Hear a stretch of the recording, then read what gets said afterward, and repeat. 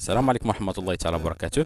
في هذا الفيديو إن شاء الله غادي نشرح لكم operant conditioning، التجربة اللي قام بها سكينر. أول حاجة غادي نشوفوا الفرق ديال التجربة ديال سكينر وديال بافلوف.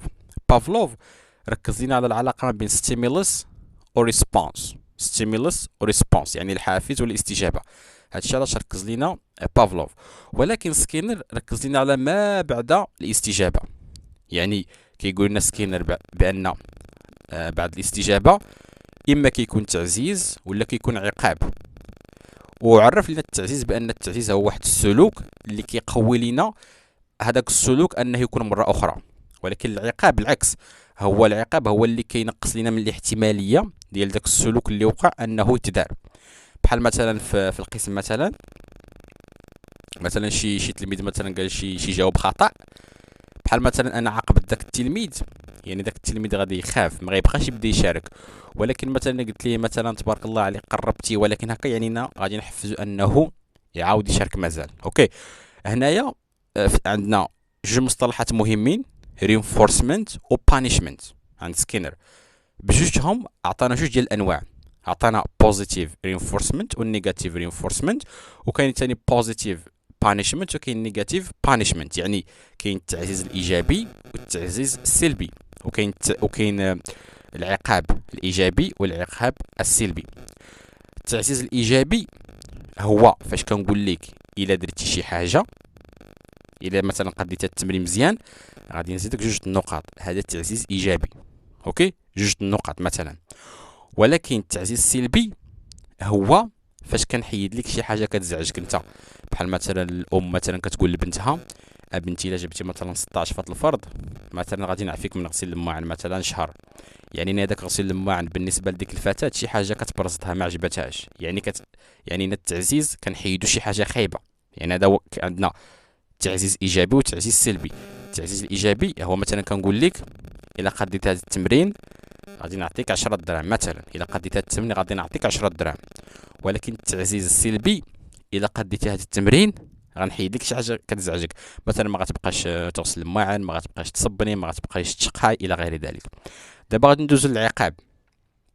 العقاب هو اي سلوك كينقص لنا من ديك الاحتماليه ديال داك الحدث ولا ديال داك السلوك انه يوقع. وعندنا ثاني عقاب ايجابي وعقاب سلبي.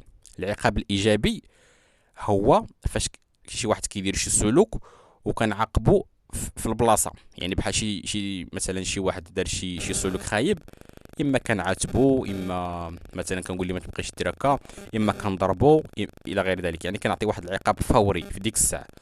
ولكن العقاب السلبي هو فاش كنحيد ليه شي حاجه كتعجبو. يعني العقاب السلبي مع التعزيز السلبي كلهم كنحيدو فيهم شي حاجه، ولكن التعزيز السلبي كنحيدو لك شي حاجه خايبه. ولكن في التعزيز ولا في العقاب السلبي كنحيدو لك شي حاجه كتعجبك بحال. اوكي، يعني هنايا بحال مثلا التعزيز السلبي هو الا ما درتيش شي حاجه كنحيد لك شي حاجه كتعجبك.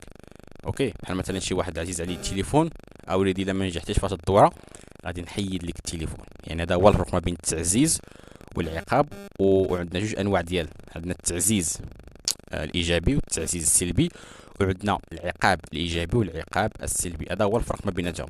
ثاني سكينر دار لنا جوج انواع ديال التعزيزات. واحد كيتسمى تعزيز متغير، وواحد كيتسمى تعزيز ثابت. التعزيز الثابت هو بحال مثلا الاستاذ فين ما شي واحد جاوب مزيان ديما كيقول لي فيري جود فيري جود فيري جود، ديما كيكرر هذا ثابت، يعني اي فعل انت قلتي عليه كتجازى عليه. اوكي، ولكن داك التعزيز المتغير ان الاستاذ ماشي ديما كيعطيك جزاء، يمكن اليوم تجاوب ما يقولش لك ديك فيري جود حتى المره اخرى، وهذه عندها انعكاسات. انه كيقول لك مثلا داك التعزيز الثابت انت اصلا ديما معول ان الاستاذ غيقول لك فيري جود، يعني ما بقاتش كتعطي ديك الفعاليه ديالها. ولكن اذا مثلا الاستاذ كيقول لك ديك فيري جود مره في شحال اللي هي التعزيز المتغير، هنا كتكون عندها واحد القيمه. اوكي، يعني هذا هو الفرق ما بين التعزيز الايجابي والتعزيز السلبي والعقاب الايجابي والعقاب السلبي. المهم ما تنساوش انكم تشتركوا في القناه، حيت ان شاء الله مازال غادي نتطرقوا لدروس اخرين، اما في الاديوكيشن سايكولوجي او لا في دروس اخرين ان شاء الله. وكنتمنى لكم التوفيق وبسلام عليكم.